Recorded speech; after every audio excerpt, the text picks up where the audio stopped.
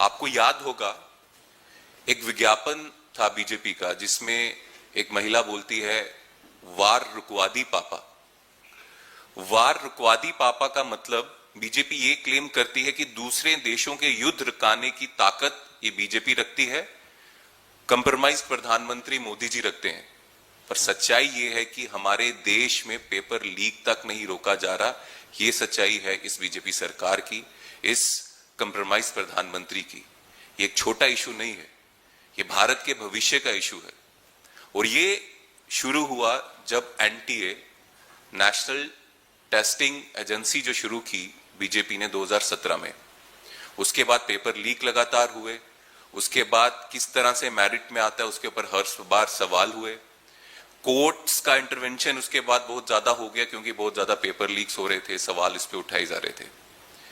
हमारा ये मानना है, ये सवाल बीजेपी सरकार से है, ये जो आपने बिल्कुल नेशनल एक ही एजेंसी बना दी है, उसको ऑडिट कौन करता है? वो प्राइवेट वेंडर्स जो हैं, वो किस बेसिस में उसको आप ये काम देते हो कि वो टेस्ट ले? इससे पहले यूनिवर्सिटीज अपना टेस्ट खुद लेती थी, स्टेट्स की गवर्नमेंट अपना टेस्ट खुद लेती थी, यूजीसी अपना टेस्ट खुद लेती थी, और वो अकाउंटेबल थे अपने टेस्ट के लिए, जो वो रिस्पॉन्सिबिलिटी उनके पास थी।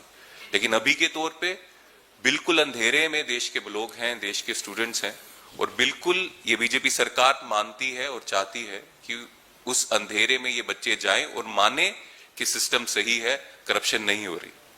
पर सच्चाई ये है साथियों कि आज वो करप्ट सिस्टम बीजेपी ने तय कर दिया है, सिर्फ वो बच्चे जिनके माता पिता के पास काला धन है, हवाले का पैसा है, वो पैसा इन बीजेपी के नेताओं को देंगे।